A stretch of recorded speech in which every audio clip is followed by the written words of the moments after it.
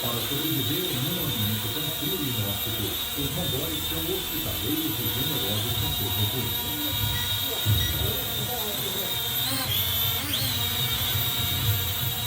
Vamos embora. Até mais, muito obrigado.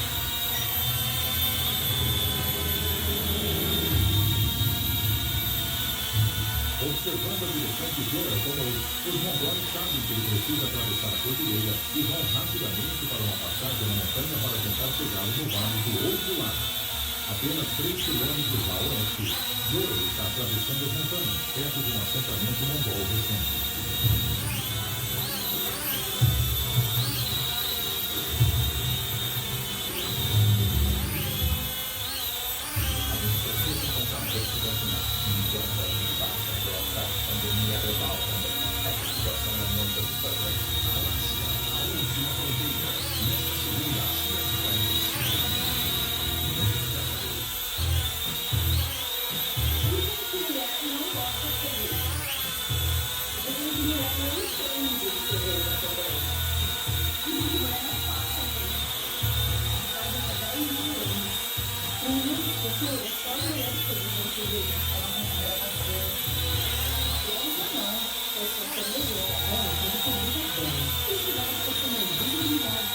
Científicas, e a mulher tem o tipo de quando se